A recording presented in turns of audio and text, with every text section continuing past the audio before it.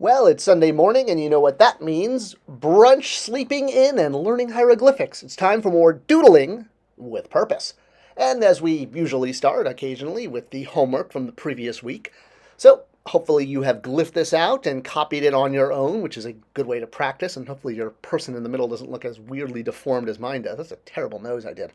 All right, so we're going to start, of course, with first transliterating it, just putting down all of the sounds, including all of the sound complement marks, the dashes, the dots.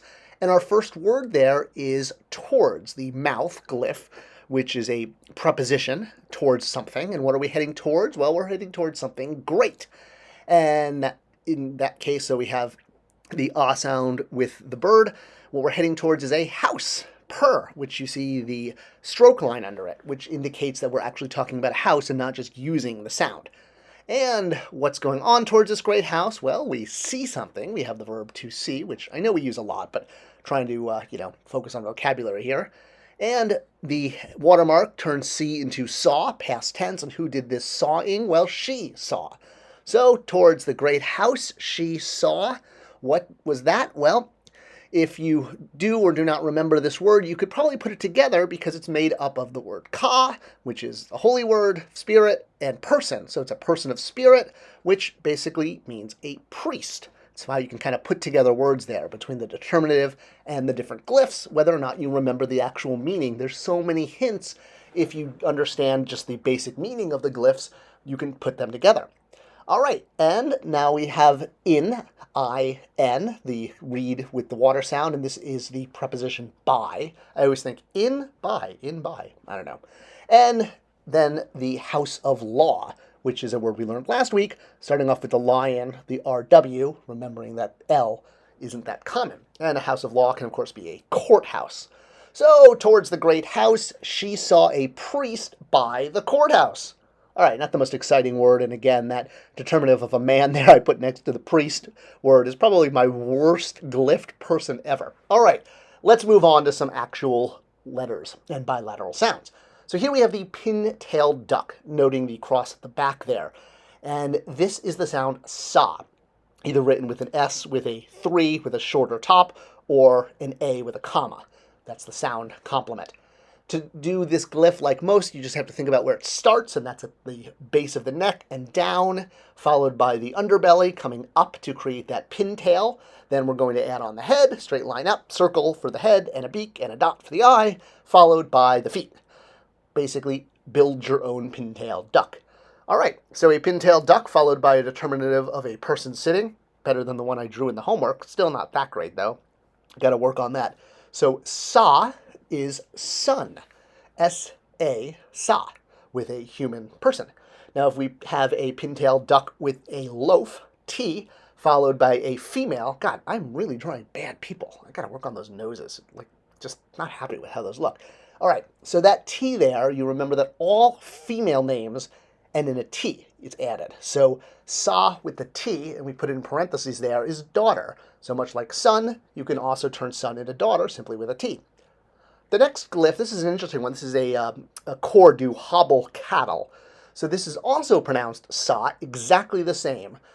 It's drawn interestingly. You don't want to draw loop, loop, loop, and then the bottom you actually are drawing eights. So you're drawing 3 different eights, and then we're going to kind of draw an arrow straight through the middle, cutting them off with little circles on either side. Again, like most glyphs, once you know how to start, you realize how quickly the glyph looks correct. If you try to draw it in a different way, it's just not going to work. The flax H is a great example of this, with the twisted way it loops around. All right, so the top part, which can be separated, is basically just a tie. So you're going to go up and then back over, and then give it little wings on the side, which is just across, down, and a curved line back towards the center. The interesting thing about this glyph is either one of these signs together or separated are both sa.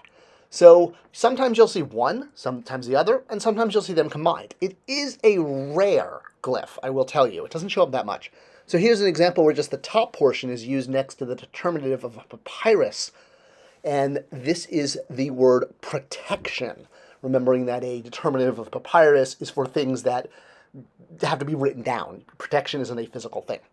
All right, now here's another example where you have sa followed by the W glyph of the chick, and then a person, a man in his profession, and in this type, it's the profession of a magician. So this is pronounced saw. Now here we have the other version of sa, just the bottom part, combined with the W and a T. And if you remember the determinative of a circle with an X, no, it is not Xavier's School for Gifted Youngsters. This is the determinative for a town or place. It's actually where we get our modern-day railroad crossing sign. And you see this on maps. It comes from hieroglyphics. So this is pronounced Sawat. It's the modern town of Lycropolis. So different name back in, much like Egypt was Kemet. All right, let's move on to another one. Another bilateral sound. So this is sha. So the S with the dash over it is an SH. This can be drawn either with a box with sort of a little question mark at the top, or it can be a box with kind of an added extra little box behind it. Either one is acceptable. It's like more details. So it's pronounced sha, and sha by itself, without any other glyphs or any other determinatives, is the word after. Or it can also mean following, like following this or after this. It just basically determines your translation and how it works in the sentence. Sha with a a house glyph, and we know this is a determinative because of the stroke line, so you're not going to pronounce it. So sha is a cow shed. A cow shed because, it's a place. All right, so here we have sha-ah with double vultures, the A sound, but of course we're not going to pronounce all of them because they're going to cancel each other out. So we just have sa-ah, not sa-ah-ah-ah. And the determinative, again, of man and his professions. So we know that this is going to have to do with a person, although here you see him pointing to his face. This means a wise man. I guess that's a profession back in ancient Egypt, or rather to be a wise man. Not a wise guy? I don't know. All right. That brings us to our homework for this week. So we've brought in some words from this week as well as some older ones. I'll give you a hint. The word to praise is there, if you remember that, because it's actually been quite a few lessons since we've done that word. That was sort of in the first half. All right, I hope you enjoyed this lesson and are carrying forward with your doodling with purpose.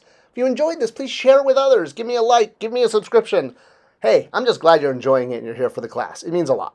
Thanks for watching. Thanks for participating, and I'll see you next week.